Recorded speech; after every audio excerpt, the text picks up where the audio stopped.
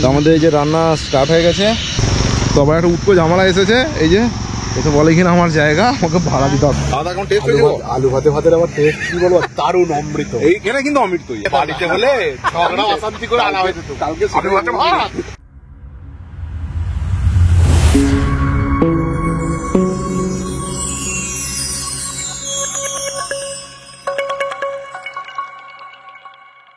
তো good morning from Karnal. আপাতত সকাল এখন হয়ে গেছে, টাইম হয়েছে 6:25 হয়ে গেছে। তো সকালে এই যে এরা চায়ের গ্লাস নিয়ে বসে পড়েছে, আর আমি কফি নয় হরলিক্স, আর এই যে মুড়ি, ছোলা মুড়ি খাবো। আর মোটামুটি আশা করছি 1 ঘন্টার মধ্যে বেরিয়ে যেতে পারবো, গোছগাছ করবো আর বেরিয়ে যাবো।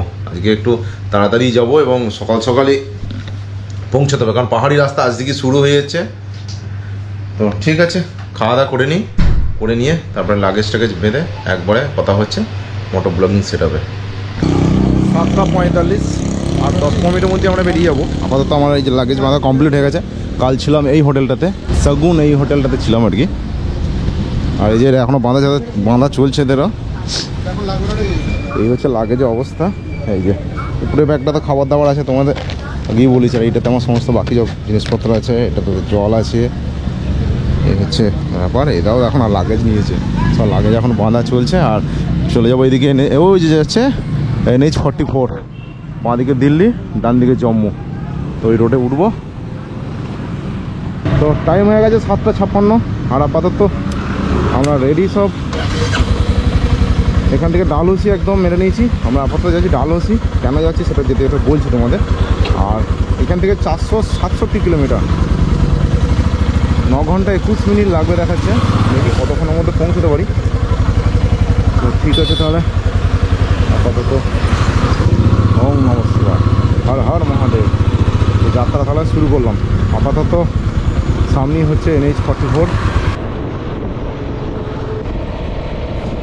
এখন ঘড়িতে সময় হয়েছে সকাল 8:02। আর চলে এসেছি আপাতত অনেকটাই রাস্তা চলে এসেছি। এখান থেকে এখন আম্বালা ক্যান্ট হচ্ছে 72 কিলোমিটার দূরে, লুধিয়ানা 186 কিলোমিটার, আর অমৃতসর হচ্ছে 327 কিলোমিটার এখান থেকে। যদিও অমৃতসর পর্যন্ত যাবো না, জালন্ধর থেকে ডান দিকে নিয়ে নেবো তোমার হচ্ছে পাঠানকোট পর্যন্ত। পাঠানকোট থেকে চলে যাবো ডালহৌসি। আর এই NH 44 এখন আপাতত আমরা পাঠানকোট পর্যন্ত থাকবো এই রোডে। আর ওয়েদার সম্বন্ধে কি বলবো তোমাদের, ওয়েদার খুবই সুন্দর। হরিয়ানা পাঞ্জাবে কিন্তু ওয়েদার খুব সুন্দরই থাকে প্রত্যেকবার। ওয়েদার কিন্তু নর্মালি থাকে, অতটা গরম লাগছে না। আর আমরা এখন আপাতত চলেছি ডালহৌসি। আমাদের আপাতত আজকে টার্গেট সেট করে নিয়েছি ডালহৌসি পর্যন্ত। সেই অধরা 2023 সালের সাচপাস ক্রস করতে পারিনি, সেই দুঃখ নিয়ে সেবারে ফেরত গিয়েছিলাম। তো এবারে আপাতত আমরা টার্গেট নিয়েছি, মানে আমাদের লক্ষ্য সাচপাস ক্রস করে আপাতত মানালির দিকে, মানে লের দিকে যাবো, এরকমই একটা টার্গেট আছে। তো দেখা যাক কতটা কি। আজকে আপাতত ডালহৌসি সন্ধ্যে নাগাদ পৌঁছে যাবো। চলো আপাতত এই সুন্দর রাস্তা উপভোগ করতে করতে, সুন্দর দৃশ্য দেখতে দেখতে সামনের দিকে এগিয়ে যাই।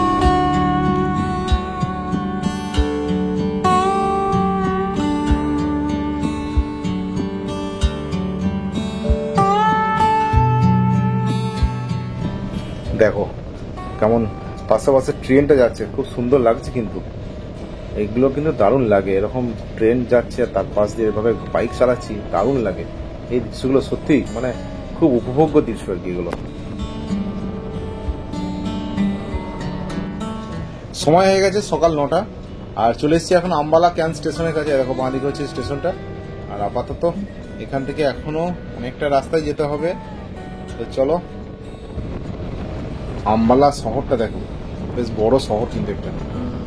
আর এখান থেকে লুধিয়ানা কিন্তু এখনো 114 কিলোমিটার, আর জলন্ধর হচ্ছে 170 কিলোমিটার। জলন্ধর থেকে আমরা ডান দিকে নিয়ে নেবো পাঠানকোটের দিকে। যারা এই সিরিজের প্রথম থেকে ভিডিওগুলো দেখছো তারা জানো যে আমি বাড়ি থেকে মানে বর্ধমান থেকে বেরিয়ে নেপাল গিয়েছিলাম আমাদের কৈলাস মানস সরোবর দর্শনের উদ্দেশ্যে। কিন্তু যাই হোক, সেটা মাঝপথ থেকে ফিরে আসতে হয়েছে। তো আমি এখন আপাতত চলেছি তোমার লাদাখের দিকে। যদিও সাচপাস করে তবেই যাব, মানালি লে হাইওয়ে ধরবো, এরকম প্রোগ্রাম আছে। তো যারা এখনো আগের ভিডিওগুলো দেখোনি তারা দেখে এসো, তাহলে বুঝতে পারবে আমি কিভাবে এই লাদাখে আসছি, কোনটা দিয়ে এলাম, নেপাল থেকে কিভাবে আসছি, সেটা সমস্ত কিছু দেখতে হবে। আর যারা এখনও চ্যানেলটা সাবস্ক্রাইব করোনি তাদের কাছে অনুরোধ রইল চ্যানেলটা এখনই সাবস্ক্রাইব করে নাও। আর যদি ভিডিওগুলো ভালো লেগে থাকে অবশ্যই লাইক, শেয়ার, কমেন্ট করে দিও। এই জায়গাটা যতবার ক্রস করি এই ডান দিকে মহাদেবটা সত্যি মানে অপূর্ব লাগে, দারুণ লাগে। এত বড় মহাদেবের মূর্তি, সত্যি এখানটা কিন্তু না তাকিয়ে থাকা যায় না। আবার দেখো আমার সাথে সাথে ট্রেন, ঠিক রাস্তার পাশেই ট্রেন লাইন, তার দিয়ে আবার ট্রেন যাচ্ছে। তোমাদের আগেও একটা এরকম দৃশ্য দেখিয়েছি, আবার দেখো কত সুন্দর লাগছে। এগুলো কিন্তু সত্যি দারুণ লাগে, কিন্তু বারবার এই দৃশ্যগুলো যখনই চলে আসে চোখের সামনে ছবি না তুলে থাকাও যায় না। আর এখান থেকে জালন্ধর হচ্ছে 36 কিলোমিটার। 36 কিলোমিটার পর কিন্তু ডান দিকে পাঠানকোটের দিকে নিয়ে নেবো। আমার কিন্তু এবারে লাদাখ যাওয়ার কিন্তু কোনো পরিকল্পনা থাকেনি, মানে ভেবেইছিলাম যদি কৈলাস দর্শন হয়ে যায় তো আমি ওখান থেকে রিটার্ন করব বাড়ি। আর যেহেতু দর্শন হয়নি সেই জন্যই ভাবলাম যে চলো একবার লাদাখ থেকে ঘুরিয়ে আসি। এবার নিয়ে 4 বার আমার লাদাখ আসা হচ্ছে, তো আগেও এসেছি 3 বার, এই নিয়ে 4 বার। তো চলো দেখি এবারে তোমাদের কি কি দেখাই, কোন কোন জায়গা যেগুলো যাইনি সেই জায়গাগুলো, মানে যেগুলো তোমাদের আগেবারে দেখাইনি সেই জায়গাগুলো এবারে আমি তোমাদের নিয়ে যাব। তো কথা বলতে বলতে চলে এসেছি আমার সেকেন্ড হোম টাউন জালন্ধর। ঘড়িতে এখন সময় হয়েছে 12:30। আর ওয়েলকাম টু জালন্ধর। আপাতত ডান দিকে দেখো জালন্ধর ক্যান্ট স্টেশন, আর সোজা চলে যাচ্ছে জালন্ধর সিটি। আমি এই জালন্ধর ক্যান্ট স্টেশনে তো বছরে 2-4 বার এমনি আসা হয়ে যায়। আর আমার প্রথম হোম টাউন যদি বর্ধমান হয় তো আমার সেকেন্ড হোম টাউন অবশ্যই জালন্ধর। কিছুটা এগিয়ে গিয়ে জালন্ধর সিটিকে ছেড়ে দিয়ে ডান দিকে একদম পাঠানকোটের দিকে নিয়ে নেবো। জালন্ধর থেকে ডান দিকে নিয়ে নিয়েছি, এখন আপাতত সোজা এই রোডটা চলে যাচ্ছে একদম পাঠানকোট হয়ে জম্মু। তো পাঠানকোট পর্যন্ত এই রোডে থাকবো, তারপরে ডান দিকে ডালহৌসির দিকে নিয়ে নেবো। কিছুটা চলেও এসেছি জালন্ধর থেকে, আর খিদে প্রচণ্ড পেয়ে গেছে, টাইম প্রায় 1টা পেরিয়ে গেছে। এখন আপাতত একটা জায়গা দেখতে হবে, রান্না টান্না করতে হবে, খিদে পেয়ে গেছে প্রচণ্ড, খেতে হবে। তো চলো দেখি একটা পয়সার মতন দেখে দাঁড়াবো। টাইম হয়েছে 1:20 আর আমরা বসে গেছি এখন রান্না করতে। কখন খাবো জানি না। রাঁধুনি মশাই মোটামুটি খাওয়া কটার সময় জুটতে পারে মনে হচ্ছে? 4টে। তাহলে যেয়ে পৌঁছাবে কখন? হ্যাঁ, আমাদের এই যে রান্না স্টার্ট হয়ে গেছে, আর এই যে রাঁধুনি আমাদের সব অ্যারেঞ্জমেন্ট করছে। এরকম একটা জায়গায় রাস্তার ধারে দাঁড়িয়ে গেছি, তো আবার একটা উৎকো ঝামেলা এসেছে। এই যে এসে বলে কিনা আমার জায়গা, আমাকে ভাড়া দিতে হবে 100 টাকা। টেস্ট কেমন হয়েছে শান্তনু? খাওয়া দাওয়া কেমন টেস্ট হয়েছে? আলু ভাতের আবার টেস্ট কি বলবো, দারুণ অমৃত। এইখানে কিন্তু অমৃতই একদম, এটা কিন্তু মানতেই হবে, এখানে কিন্তু অমৃতই লাগছে, তাই তো? আমি হ্যাঁ বলা যায় বলে লাখ টাকা কিন্তু এটা বাড়িতে হলে খেতে, বাড়িতে হলে ঝগড়া অশান্তি করে আনা হয়ে যেত। কালকে যাই হোক, এই ব্যাপার খেয়ে দে কি করছিলেন? তাড়াতাড়ি বেরিয়ে যেতে হবে, কারণ অনেকটা রাস্তা এখনো, প্রায় 3.5 ঘন্টা 4 ঘন্টা লাগবে। টাইম হয়ে গেছে 2:50, আমাদের জাস্ট খাওয়া দাওয়া কমপ্লিট হয়ে গেছে। এই যে এখানে রান্না টান্না করলাম, তো বেরিয়ে পড়লাম। এখনো এখান থেকে 180 কিলোমিটার হচ্ছে। 180 কিলোমিটার যেতে কিন্তু প্রায় 4 ঘন্টা লাগবে, মানে মোটামুটি 7টা 7:30 বাজবে আমাদের ডালহৌসি পৌঁছাতে।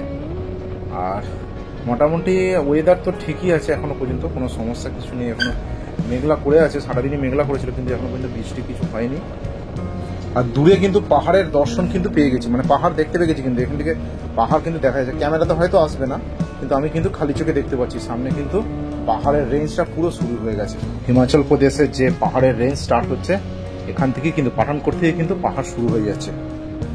লাস্ট যখন 2023-এ এটা দিয়ে যাচ্ছিলাম, মানে সাজপাসের জন্যই ডালহৌসির দিকে যাচ্ছিলাম, মানে এই রোডটাতে আর কি, 23 সালে। আগেও গেছি, বহুবার গেছি এই রোডটা দিয়ে, সেটা ব্যাপার না। কিন্তু এখানে আমরা কিন্তু বৃষ্টির মধ্যে পড়ে গেছিলাম। জাস্ট পাঠানকোট কিন্তু বেশি দূরে নয়, আর হয়তো এখান থেকে 20-30 কিলোমিটার। কিন্তু এই জায়গাটাতে আমরা এমন বৃষ্টির মধ্যে ফেঁসেছিলাম, প্রায় 1-2 ঘন্টা এক কাছে দাঁড়িয়েছিলাম। তারপরে কিন্তু আমরা রেনকোট পরে ভিজতে ভিজতে গেছিলাম ডালহৌসি পর্যন্ত। তো জাস্ট সেই জায়গাটাই ক্রস করছি এখন। পাহাড়ে কিন্তু উঠতে শুরু করে দিলাম, সামনেই কিন্তু পাঠানকোট। এই পাহাড়ে ভালো লাগা, ভালোবাসার জন্য কিন্তু বারবার কিন্তু পাহাড়ে ছুটে আসা। পাহাড়ে আবার বেশ কিছুদিন কাটাবো, কিছুদিন তো কাটিয়ে এলাম নেপালে, আবার কিন্তু আমাদের হিমাচল প্রদেশ, লাদাখ আবার কিছুদিন থাকছি। তো পাহাড়ের দৃশ্য কদিন দেখতে থাকবে এবং সুন্দর সুন্দর জায়গা তোমাদেরকে দেখার সুযোগ করে দেবো। চলো আপাতত চলে এসেছি একদম পাঠানকোটের ঠিক কাছেই। কদিন আগে তোমরা কিন্তু টিভির পর্দায় বা বিভিন্ন চ্যানেলের পর্দায় কিন্তু এই জায়গাটা ছবি ব্যাপকভাবে দেখেছো। ঠিক এই জায়গাটাই, এই আকাশের ছবি, রাতের আকাশের ছবিটা কিন্তু তোমরা বারবার দেখেছো। আমাদের বীর সেনানীরা এই জায়গাতে কিন্তু বিপক্ষ মানে শত্রুদের বিভিন্ন মিসাইলই বলো বা ড্রোন হামলা কিন্তু যে ছবিগুলো তোমরা দেখেছিলে এই আকাশে কিন্তু আমাদের বীর সেনারা কিন্তু এখানে কিন্তু তাদের সেই সব ড্রোন বা মিসাইল কিন্তু এই আকাশেই কিন্তু ধ্বংস করেছে, তার ছবি কিন্তু দেখেছিলে। তো এই সেই জায়গাটা পাঠানকোটের ঠিক এই জায়গাটা থেকে কিন্তু সেই সব ছবিগুলো কিন্তু মানে যারা সাংবাদিকরা কিন্তু এই জায়গা থেকে ছবিগুলো তুলেছিল। এই জায়গাটা আকাশটা যারা আসবে কিন্তু দেখবে মনে পড়ে যাবে টিভির পর্দায় যে ছবিটা দেখেছে, সত্যি মানে গা শিউরে উঠলো এই জায়গাটাতে। ঠিক এই যখন আমি ক্রস করছি অপারেশন সিন্দুরের বীর কাহানি তোমরা তো সবাই জানো, আজকের জেনারেশন। আমি জাস্ট এই জায়গাটা দেখে আমার মনে পড়ে গেল। এই পাঠানকোট থেকে ডান দিকে ভেঙে যেতে হবে ডালহৌসির জন্য, সোজা চলে যাচ্ছে জম্মু। জম্মু এখান থেকে 108-9 কিলোমিটার ডিস্টেন্স, আর ডালহৌসি হচ্ছে 80 কিলোমিটার। এই জায়গা থেকে এবার ছেড়ে দেবো NH-44 কে ছেড়ে ডান দিকে নিয়ে নেবো। ডান দিকে ধরে নিয়েছি ডালহৌসির দিকে। ডালহৌসিটা 80 কিলোমিটার, আর এখান থেকে চাম্বা কিন্তু 118 কিলোমিটার। স্টেট কুলু চলে যাচ্ছে 274 কিলোমিটার, আর মানালিতে 312 কিলোমিটার। এটা দিয়েও যাওয়া যায় কিন্তু মানালি 10 কিলোমিটার যাওয়ার পরে কিন্তু আমাদের পাহাড়ের চড়াই কিন্তু শুরু হয়ে যাবে। আর এই জায়গাতে কিন্তু ভিজতে ভিজতে গিয়েছিলাম আগের বারে। এখানে কোনো একটা রেস্টুরেন্টে কিন্তু রাতের খাবার খেয়ে নিয়েছিলাম। দেখো দেখো পাহাড়ের কার্ভ কিন্তু শুরু হয়ে গেছে। এই কার্ভগুলো হচ্ছে কি মায়াবী অনুভূতি আছে, সত্যি যারা বাইকার্স একমাত্র তারাই জানো। পাহাড়ে কিন্তু এই জায়গাগুলো কিন্তু সবচেয়ে বেশি টানে বাইকার্সদের। টাইম হয়েছে 5টা 58, বিকাল 5টা 58, আর 32 কিলোমিটার হচ্ছে এখান থেকে ডালহৌসি। আর খালি পাহাড়ের দৃশ্যগুলো দেখো, দেখো দূরে দেখো পাহাড়ের কেমন সে ঢেউ খেলা না। এইদিকে ডান দিকে দেখো, কারণ পাহাড়গুলো কেটে কেটে রাস্তাটা বানিয়েছে, খালি কতটা খাড়াই। এগুলো যে কোনো সময় এগুলো ধসপ্রবণ এরিয়া এই জায়গাটা।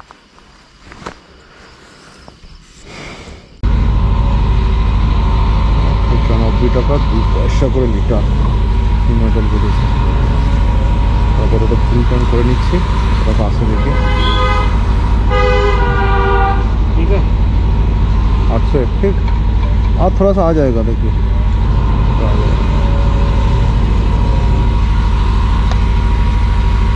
ठीक है, छोड़ दीजिए।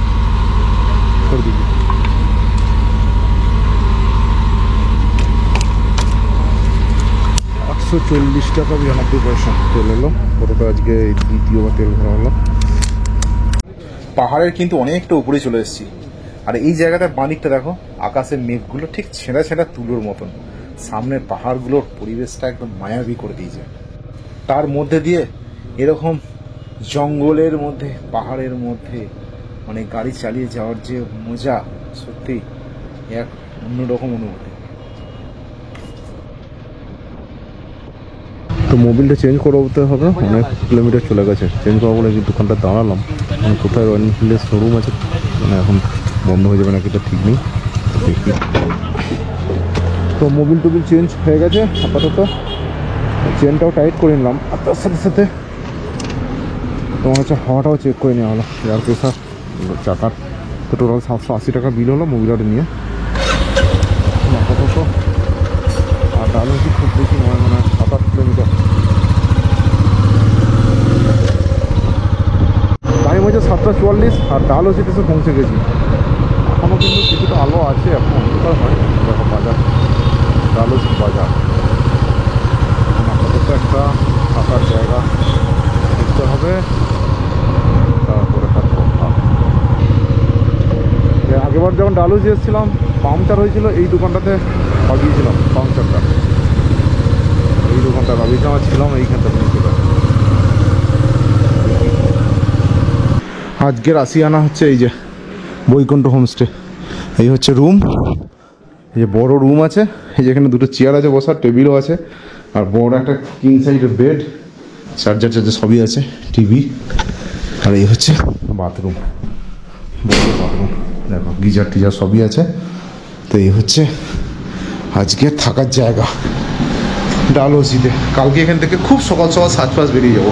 তো ঠিক আছে, এখন আপাতত লাগেজগুলো সব নিয়ে আসি, সব লাগেজ এখনো নিয়ে আসিনি, নিয়ে আসি, এসে তারপরে কথা হচ্ছে।